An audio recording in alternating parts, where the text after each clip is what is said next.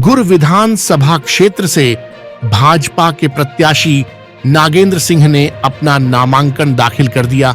वहीं कांग्रेस प्रत्याशी ने नामांकन पत्र लिया है। नामांकन दाखिल करने पहुंचे नागेंद्र सिंह ने पत्रकारों से चर्चा करते हुए कहा कि भाजपा विकास विकास और सिर्फ विकास के नाम पर चुनाव लड़ेगी। वहीं कांग्रेस प्रत्याशी के संबंध में सवाल पूछने पर कहा कि परिणाम वही होंगे जो पिछले 2 पंचवर्षीय से होते आए हैं। सड़क, पानी, स्वास्थ्य, शिक्षा के मुद्दे को लेकर नागेंद्र सिंह ने कहा कि अब उनका प्रयास होगा कि कोई बड़ी इंडस्ट्रीज क्षेत्र में लगे जिसमें पावरमैन ज्यादा हो। आपको बता दें कि क्षेत्र में बेरोजगारी, सड़क, पानी, बिजली, स्वास्थ्य जैसे मुद्दों को स्थानीय लोग उठाते रहे हैं। साथ ही कम्युनिस्ट पार्टी से लालमणि त्रिपाठी ने भी अपना नामांकन दाखिल कर दिया है। जबकि कलेक्ट्रेट पहुंचे कांग्रेस प्रत्याशी कपिध्वज सिंह ने नामांकन पत्र खरीदा और पत्रकारों से चर्चा करते हुए कहा कि गुर विधानसभा क्षेत्र की जनता स्थानीय प्रत्याशी चाहती थी, जो मिल गया है। कांग्रेस की सरकार बनेगी और जो भी लंबित योजनाएं हैं उनको पूर्ण करेंगी। भाजपा शासनकाल में सभी योजनाएं अधूरी पड़ी है। आइए आपको सुनाते हैं भाजपा प्रत्याशी नागेंद्र सिंह और कांग्रेस पार्टी के प्रत्याशी कपिध्वज सिंह ने क्या कहा है। मौका मिला है, आप जनता के बीच किन किन मुद्दों को लेकर जाना चाहेंगे? भारतीय जनता पार्टी का सिर्फ एक मुद्दा है, विकास, विकास और विकास। मैं विकास के मुद्दे को लेकर जाऊंगा। बेरोजगारी, शिक्षा, स्वास्थ्य को लेकर आप क्या कहना चाहेंगे? ये विकास की परिधि में ही सब आते हैं। तो जब मैं विकास करूंगा तो हर क्षेत्र में विकास भारतीय जनता पार्टी का, तो चाहे बेरोजगारी हटाने की बात हो। आपके क्षेत्र में जी क्या उम्मीद है इस बार?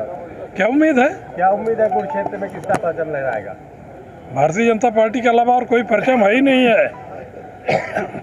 आपके प्रतिद्वंदी अपना जीत का दावा कर रहे हैं, ऐसे में क्या कहेंगे आप? वो तो कई दफे कर चुके हैं, फिर कर रहे हैं, फिर वही होगा जो पहले हुआ है। रोजगार का एक मुद्दा रहा है। जब आप विधायक थे तो भी आपने रोजगार की बात कही थी, बड़े मन से कही थी।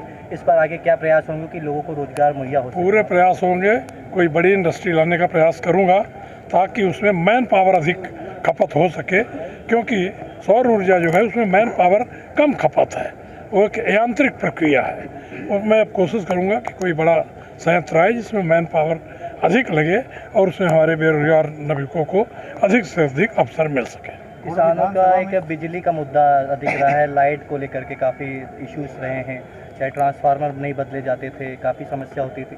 तो उसके लिए कैसे क्या व्यवस्था करा? देखिए 2003 के पहले जब बंटाधार सरकार थी तो बिजली ढूंढे ना हमको मिलती थी, ना आपको, और ना ये सब अफसरों को। आज स्थिति बहुत सुधर गई है। इस समय चूँकि पीक सीजन है, धान की कटाई का है, धान में भी कुछ सिंचाई भी है, आगे पलेवा लग के गेहूँ बोना है और सारी उसके इन समस्याओं के कारण अधिक लोड हो कारण थोड़े कहीं ट्रांसफार्मर फेल हो रहे हैं, जो त्वरित रूप से आज ही हमारे निर्वाचन क्षेत्र में एक साथ 4 ट्रांसफार्मर बदले गए हैं और रोज़ बदल रहे हैं 4-6 ट्रांसफार्मर। उसमें पूरा प्रयत्न हो रहा है। किसानों के प्रति भारतीय जनता पार्टी सदा से संवेदनशील रही है और उनकी समस्याओं का पूरा ध्यान हम रख रहे हैं और आगे भी रखेंगे। क्या काम रह गए हैं जो आप आने वाले समय पे करना चाहेंगे? काम तो हमने बता दिया भैया, विकास, विकास और विकास। नौजवानों के लिए नौकरी ढूंढना, जो गुड़ क्षेत्र का थोड़ा सा भाग असिंचित रह गया है उसमें पानी पहुंचाना, ताकि 100%। आप आज कई वर्षों से विधायक हैं जी, और शिक्षा का जो स्तर है, ना तो कोई ऐसा महाविद्यालय है वहाँ के बच्चों को पढ़ने के लिए, ना तो कोई गुड़ में महाविद्यालय तो है भाई साहब, वहाँ पे भी गुड़ में भी महाविद्यालय है, गोविंदगढ़ में भी है और रायपुर करचुलियान में भी महाविद्यालय है। खेल कूद के लिए भी कुछ ऐसा? खेल कूद का स्टेडियम गुड़ में बन रहा है, जो प्रदेश के बहुत कम शहरों में है, छोटे शहरों में। और गुड़ विधानसभा का आप कभी पधारें और देखें, बीच में उसका काम थोड़ा रुका था तकनीकी कारणों से, टेंडर निरस्त हुआ, दोबारा टेंडर हुआ, अभी जोरों से काम लगा है और वो अगले सीजन में आपको गुड़ में बहुत अच्छा स्टेडियम बना हुआ तैयार मिलेगा। गोविंदगढ़ में ऑलरेडी एक सेमी सर्कुलर स्टेडियम जिसमें काफ़ी लोगों के बैठने की है, बहुत अच्छा फील्ड वहाँ बना हुआ है। इंडोर स्टेडियम भी गुड़ में बना हुआ, वो गोविंदगढ़ में बना हुआ, जहाँ लोग बैडमिंटन और इंडोर के सारे खेल खेलते हैं। गोविंदगढ़ को तहसील का दर्जा दिलवाए जाने की गोविंदगढ़ को तहसील का दर्जा दिलवाने का पूरा प्रयत्न किया जाएगा। अभी सब तहसील का दर्जा है और वहाँ तहसीलदार हफ्ते में 2 दिन बैठते हैं। जी, थैंक यू। कांग्रेस पार्टी देश को जोड़ने वाली पार्टी है और भारतीय जनता पार्टी की जो रीति और नीति है उससे जनता अब असंतुष्ट हो चुकी है। पूरे प्रदेश में परिवर्तन का माहौल है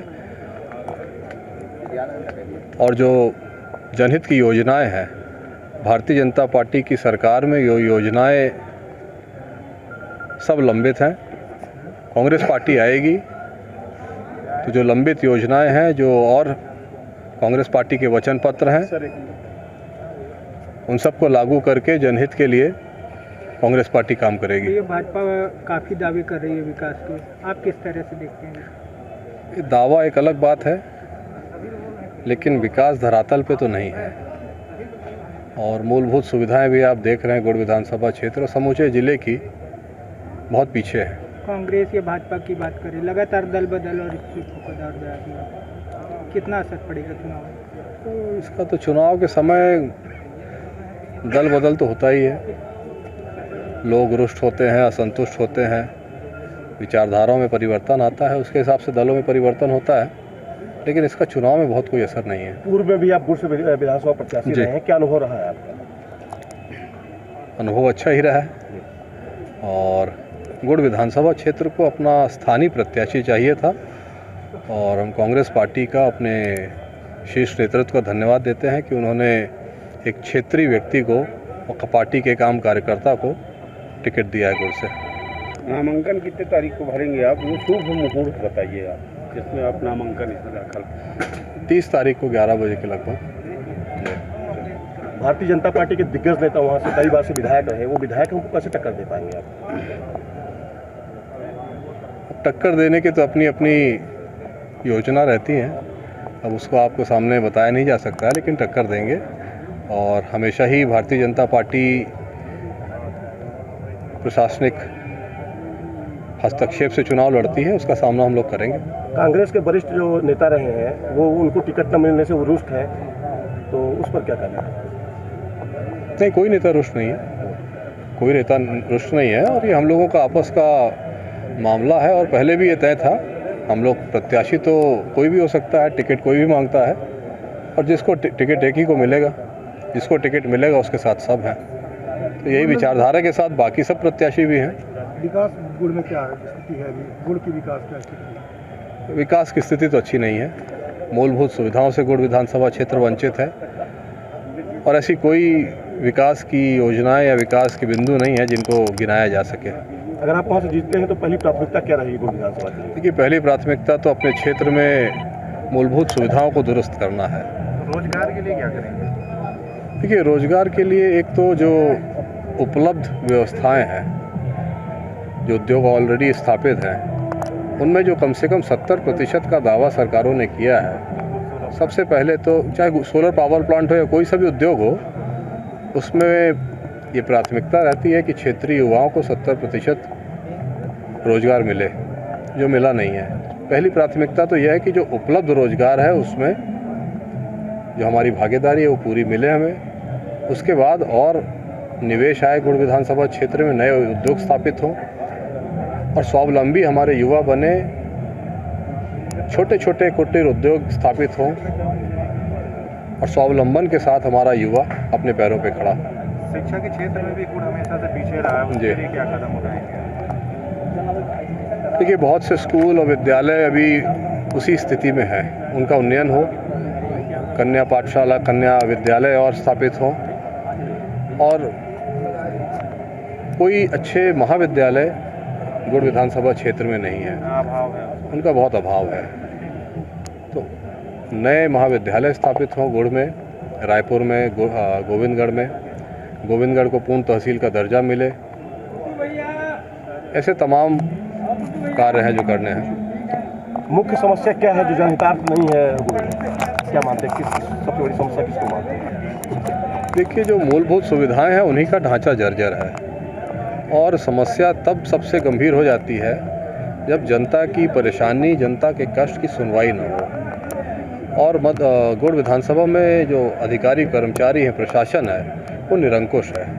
जनता की कोई सुनवाई नहीं है। बिजली की मैदान में कई प्रत्याशी खड़े हैं, उसमें किस तरह की चुनौतियाँ मिल जाएगी? अभी तो नामांकन भरना चालू हुआ है, नामांकन भर जाने दीजिए, तब मालूम चलेगा कौन कौन प्रत्याशी हैं।